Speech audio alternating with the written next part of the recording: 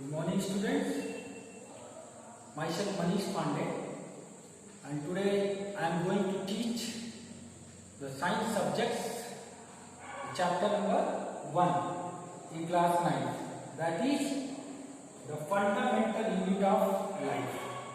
Chapter क्या है? The fundamental unit of life. आपके साइंस के बायो के सेक्शन में ये पहला चैप्टर है, the fundamental unit of life, right? I hope through the explanation of our video on YouTube, I think all things would be clear related this chapter. If you have any doubt, then you can contact me, right? Okay, let's start this chapter, the fundamental unit of life. So, first of all, you know very well, in our surroundings, so many biotic and abiotic factors is there. It means biotic for the living organism. Biotic किसके लिए है? Living organism. Biotic, it means for living organism.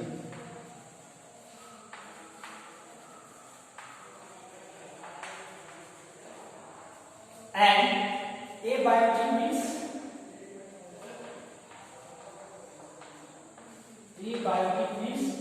non-living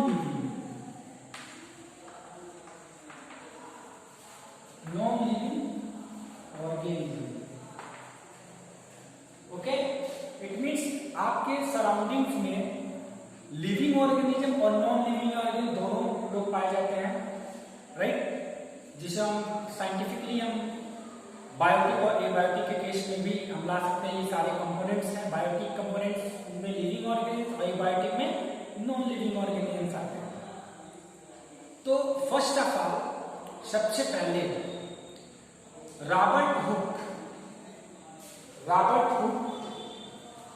was a scientist and was a biologist also. Robert Hooke,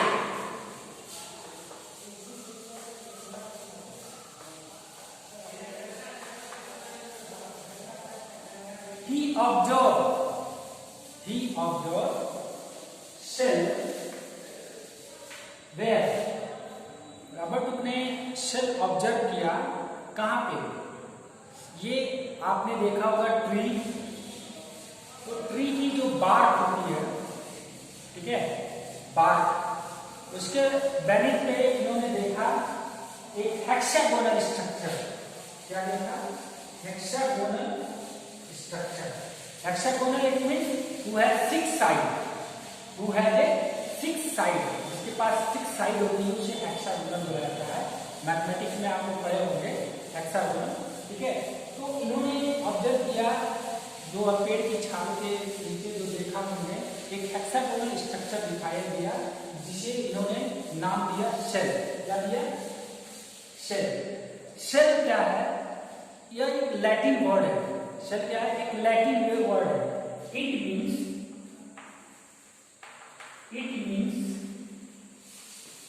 little room.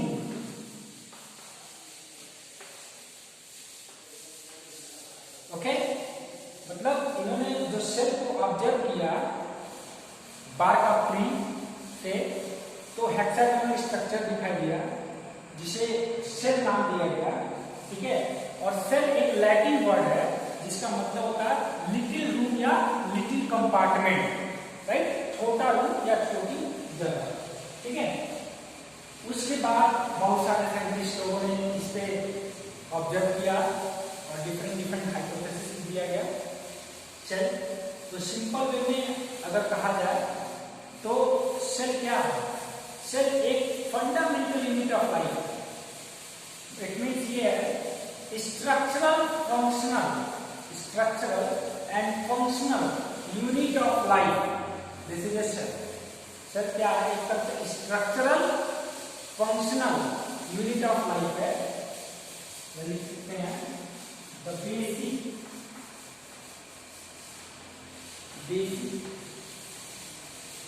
structural functional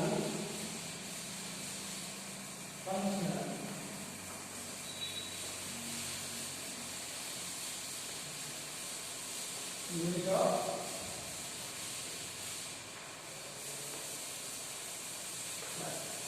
ये क्या है? Cell. एक basic structural functional unit of life है। जैसे आज के डेट में जितने भी आपके सराउंडिंग में लिविंग थिंग्स हैं या लिविंग सब्सटेंसेस हैं, वो सारी चीजें किससे मिलकर बनी है? सेल से मिलकर बनी है। किसके से मिलकर बनी है? सेल। इसीलिए हमें कहा गया the cell is the basic structure and functional unit of life. मतलब लाइफ का बेसिक स्ट्रक्चर और फंक्शनल यूनिट है क्या? सेल।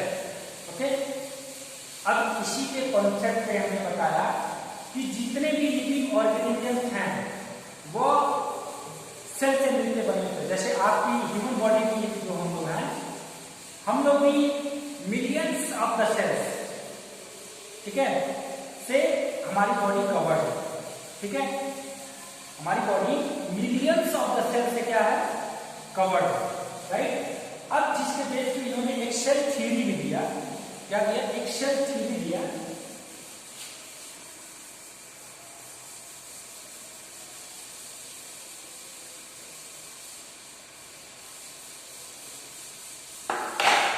सेल थ्योरी क्या था? सेलुलर और सेलुलर, जिन्होंने एक कॉन्सेप्ट दिया ओमनी सेलुलर और सेलुलर, जिसका मीन्स क्या निकला कि all the cells are arises from their pre existing cell. It means all cells are arises from pre-existing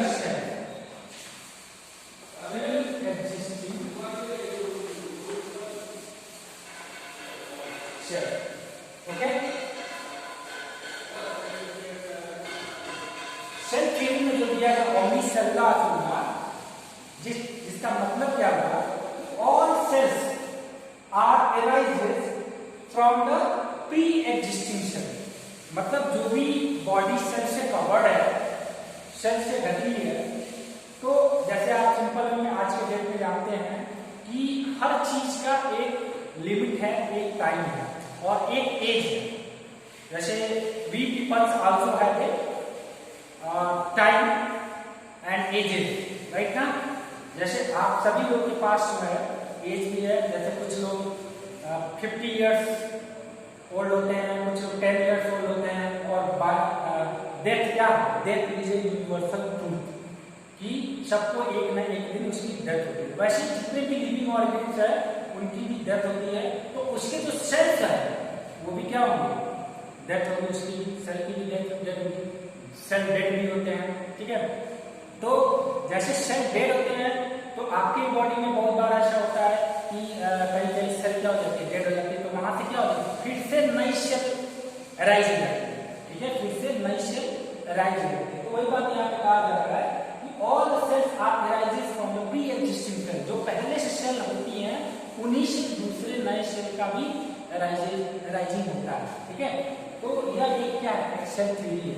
एक तरह से कहा जाए कि cell is the basic structural and functional unit of the life, जिससे आप सिंपल में ऑर्गेनाइजेशन अगर देखा जाए, लेवल ऑफ ऑर्गेनाइजेशन, तो क्या होता है?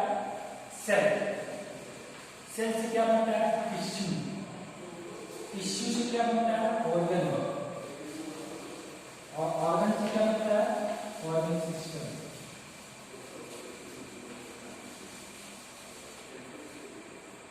सेल से ग्रुप ऑफ सेल क्या बनाते हैं? टिश्यू बनाते हैं। फिर ग्रुप ऑफ टिश्यू जो है परफॉर्म करते हैं ऑर्गन्स को, आफ्टर दैट ऑर्गन सिस्टम। ठीक है, तो ये hierarchy level of the organization level of the body है, या किसी की लिविंग ऑर्गेनिजम्स का जो ऑर्गेनाइजेशन है वो ऐसे ही है कि सेल से कैसे ऑर्गन सिस्टम का फॉर्मेशन होता है।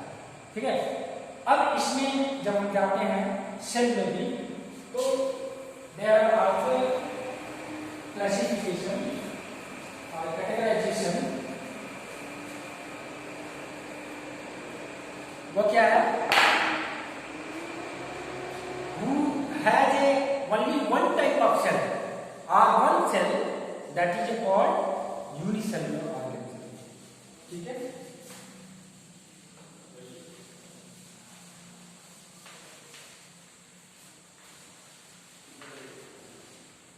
Unicellular organism who has a only one cell. ठीक है, ऐसे बहुत सारे ऑर्गेनिजम्स हैं, ठीक है, जिनमें सिर्फ एक ही सेल पाई जाती है। इस टाइप के ऑर्गेनिज्म को हम यूनिसेलुलर और एसेलुलर ऑर्गेनिज्म बोलते हैं। ठीक है, which have only one cell, which have only one cell is called unicellular organism।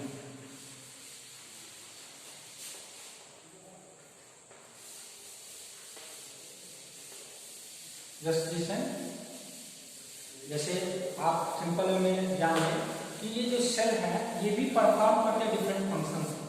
आपके बॉडी में डिफरेंट फंक्शंस को भी परफॉर्म करने का वर्क भी सेल करते हैं। तो कुछ ऐसे ऑर्गेनिज्म हैं जिनमें यही सेल रेस्पिरेशन, एक्सक्रीशन, डाइजेशन, ये जितनी भी एक्टिविटीज है ये सारी परफॉर्म करती है। ठीक है, तो एक तरह से क्या हुआ, ये हुआ ना structural functional unit of life. तो अब यहाँ पे कहा जिसके पास सिर्फ एक ही सेल होता है उसे हम यूनिसेलुलर ऑर्गेनिज्म या एसेलुलर ऑर्गेनिज्म बोलते हैं।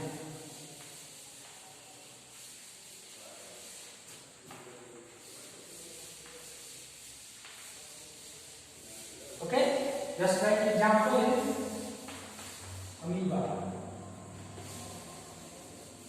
Amoeba is a unicellular organism. After that we are talking about the multicellular organism। multi means many।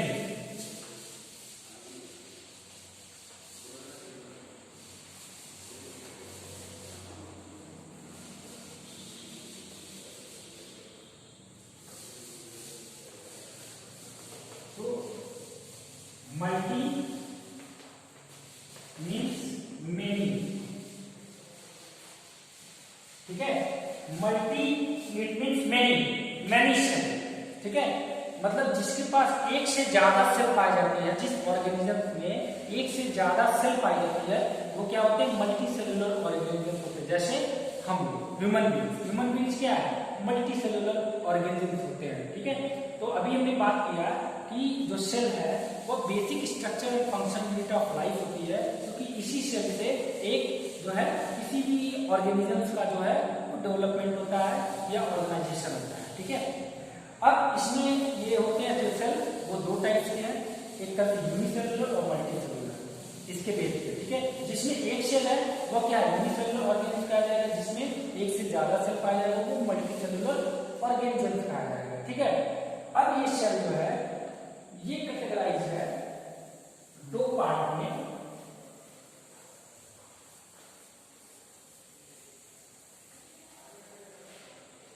That is a plant cell and animal cell। Plant cell and animal cell।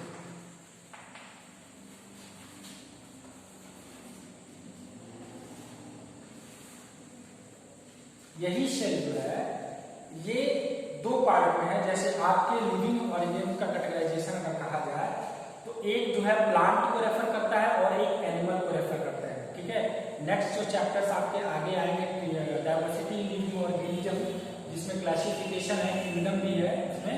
ठीक है, तो kingdom दो part में, एक Plantae में और एक Animalia में। तो एक प्लांट को रेफर करता है और एक एनिमलिया। एनिमलिया में हम सब सारे आ जाते हैं और प्लांट जो है सिर्फ प्लांट को ही रेफर करता है।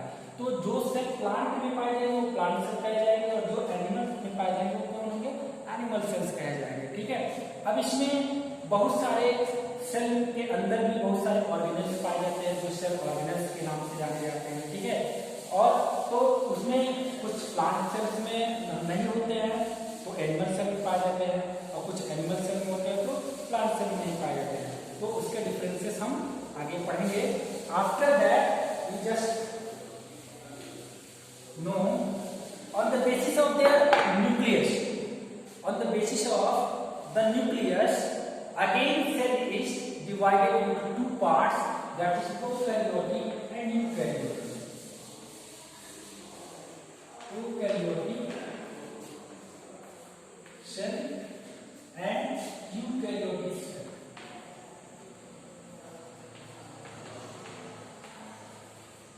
Eukaryotic cell. Just see here, pro means primitive,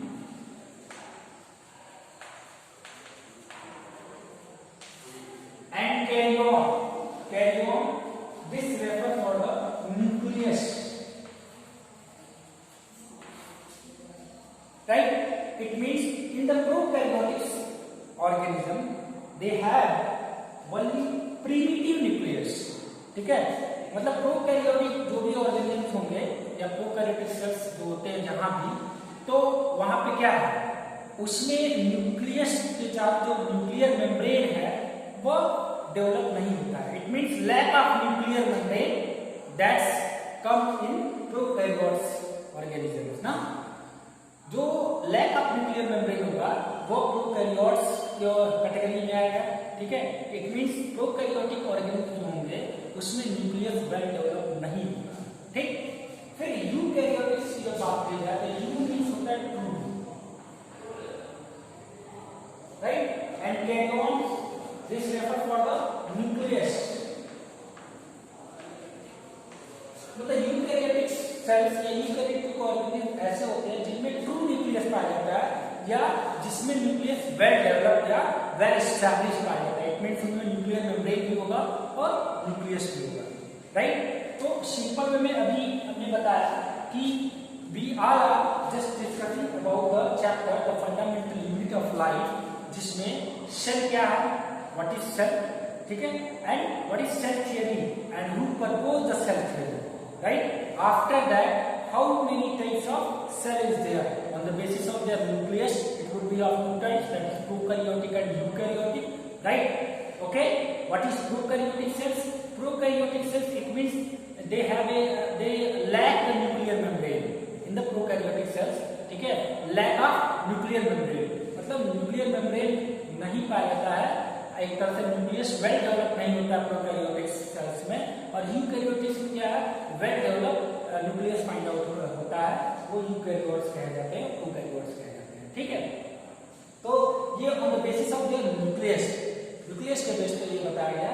और वैसे सेल क्या है, दो टाइप के, प्लांट में पाया जाता है, प्लांट सेल होता है, और एक एनिमल में पाया जाता है, एनिमल सेल होता है। अब आते हैं सेल के अंदर के बारे में पढ़ते हैं, ठीक है? तो सेल में अगर आप देखोगे, अगर by the suppose this is a cell, तो सेल के जो बाहर का जो ये होता है, ये क्या है, एक मेम्ब्रेन होती है, ठीक है? जो प्लाज्मा मेम्ब्रेन एक तरह से है या सेल मेम्ब्रेन बोल सकते हैं, ठीक है? जो क्या है, जो किसी भी चीज को अंदर जाने और बाहर आने से क्या करता है, रोकता है या अलाउ करता है। जैसे आपके बॉडी ही है तो आपके बॉडी को कवर करने का पार्ट कौन करता है, स्किन करता है, और इसी के द्वारा कोई भी चीज अंदर बाहर जाएगी, ठीक है? तो सेम वही चीज सेलेक्टिवली परमिएबल मेम्ब्रेन होती है, जिसके द्वारा जो कोई भी चीज अंदर जाना और बाहर जाना उस पर ऊपर डिपेंड करती है, ठीक है? आफ्टर दैट जो है इसके अंदर जो भी स्पेसेस है वो क्या है, वो साइटोप्लाज्म के पार्ट आते हैं। वो साइटोप्लाज्म होते हैं क्या होते हैं, टाइनी स्ट्रक्चर कंटेन करते हैं, जिसको हम बोलते हैं साइटोप्लाज्म। साइटोप्लाज्म क्या है, cytoplasm contain tiny structure that is called a cytoplasm. और ये साइटोप्लाज्म के अंतर्गत ही जो है वो डिफरेंट ऑर्गेनेल्स आते हैं, जिसमें mitochondria, Golgi body, ribosomes, nucleus, ठीक है, plastid, so many cell organelles is there, right? And they have a lot of function also regarding their location, ठीक है? तो सेल की बात हम कर रहे थे, सेल में क्या है, सेल के ऑर्गेनेल्स क्या है, ठीक है? और इसके लेयर्स का क्या है फंक्शन, ठीक है? ये सारी चीजों के बारे में हम इस चैप्टर में डिस्कस करेंगे, the fundamental unit of life. Okay, so tomorrow again we shall discuss about the cell organelles. Thank you class.